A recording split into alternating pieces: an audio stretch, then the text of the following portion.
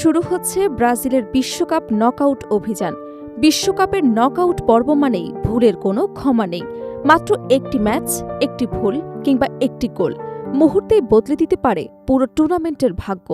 সেই বাঁচা মরার লড়াইয়ের প্রথম ধাপেই আজ এশিয়ার অন্যতম শক্তিশালী দল জাপানের মুখোমুখি হচ্ছে 5 বারের বিশ্ব চ্যাম্পিয়ন ব্রাজিল।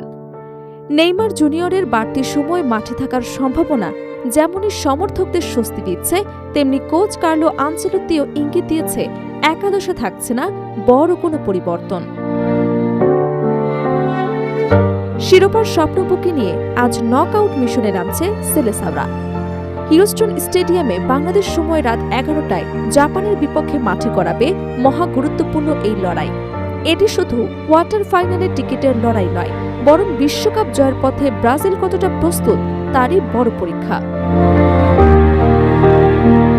ম্যাচের আগের সংবাদ সম্মেলনে কার্লো আনচেলত্তি জানিয়ে দিয়েছেন, শেষ ম্যাচে যে ছন্দে খেলেছে তার দল, সেই ছন্দ ভাঙতে চান না তিনি।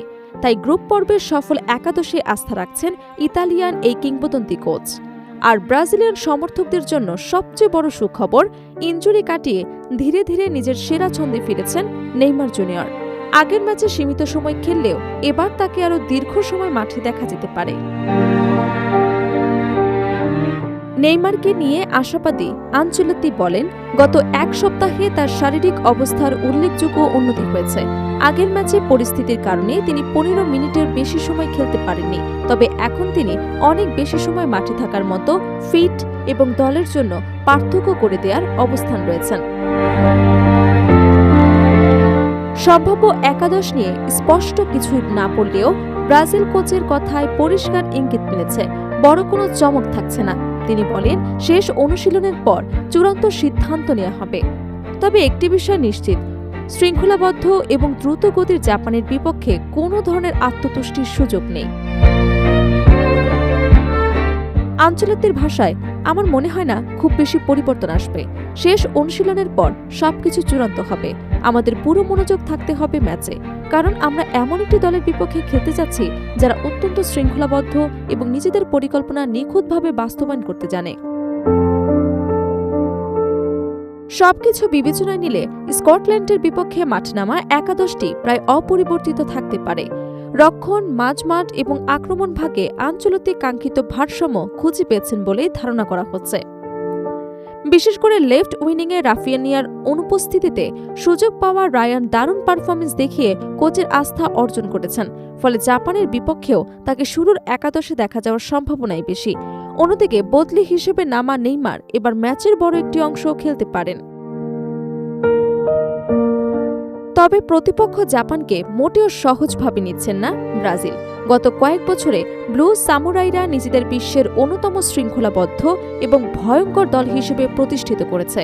তাদের দ্রুতগতির আক্রমণ, নিখুঁত পাসিং এবং সংগঠিত রক্ষণ যে কোনো পরাশক্তির জন্য বড় চ্যালেঞ্জ হয়ে উঠতে পারে। অবশ্য ইতিহাস ব্রাজিলের পক্ষেই কথা বলে। এখন পর্যন্ত দুই দল 14 বার মুখোমুখি হয়েছে। এর মধ্যে 11টিতে জয় পেয়েছে ব্রাজিল, 2টি ম্যাচ ড্র হয়েছে এবং জাপান জিতেছে মাত্র একবার। কিন্তু এবার সেই জয়ই এখন ব্রাজিলের জন্য সবচেয়ে বড় সতর্কবার্তা।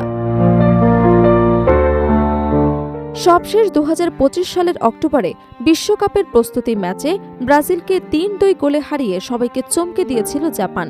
সেদিন ব্লু সামুরাইদের গতি, প্রেসিং এবং আক্রমণ সামলাতে হিমশিম খেতে হয়েছিল 5 বারের বিশ্ব চ্যাম্পিয়নদের। ব্রাজিলের বিপক্ষে সেটি জাপানের সর্বোচ্চ গোল করার রেকর্ড।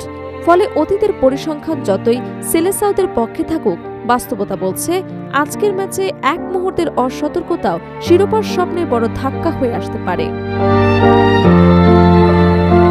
বিশ্বকাপের নকআউট পর্বে প্রতিটি মুহূর্তই হতে পারে ম্যাচের ভাগ্য নির্ধারণের উপলক্ষ। তাই ইতিহাস কিংবা পরিসংখ্যান নয়, মাঠের 90 মিনিটের পারফরমেন্সে ঠিক করে দেবে কোন দল এগিয়ে যাবে শিরোপার স্বপ্ন বাঁচিয়ে রাখার পথে।